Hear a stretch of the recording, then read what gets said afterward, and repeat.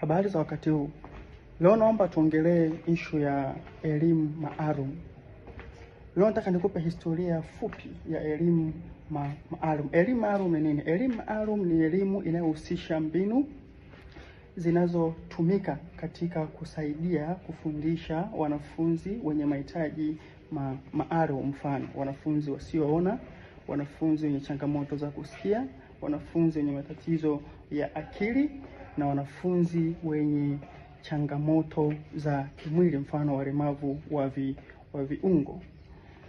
Duniani elimu maalum ilianza karne ya 18 mpaka karne ya 19. Na mmoja wa waanzilishi wa elimu maalum ni tabibu wa Kifaransa ambaye alijulikana kwa jina la Jean-Marc Gaspard Itard, aliyezaliwa 1775 hadi 1836.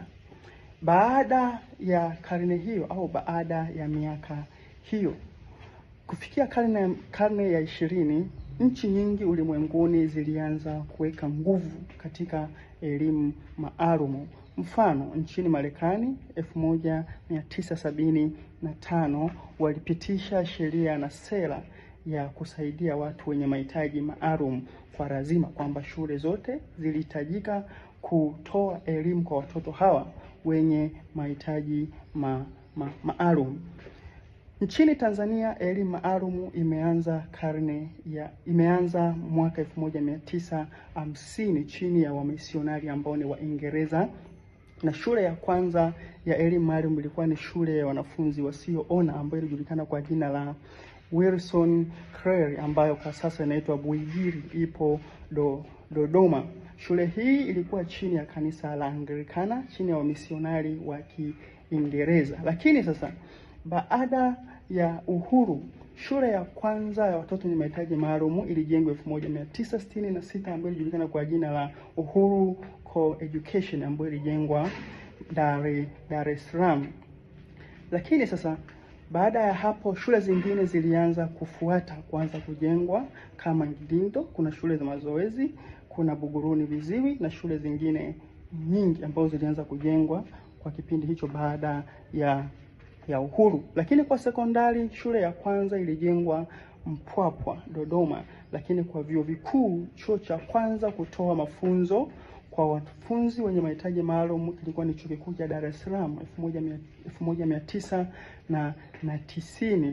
Lakini sasa kwa vyuo vya ualimu vya kati, chuo cha kwanza kutoa mafunzo kilikuwa ni Chuo cha Ualimu Tabora, yani Tabora TTC, ambacho kilitoa mafunzo kuanzia 1975, na mwisho wa siku sasa ilipofikia 1995 chuo hicho kilihamisha mafunzo yake kwenye chuo cha watoto kwenye chuo cha Patandi, ambacho sasa kilianza kutoa mafunzo kwa walimu ambao wanaweza wakafundisha elimu maalum.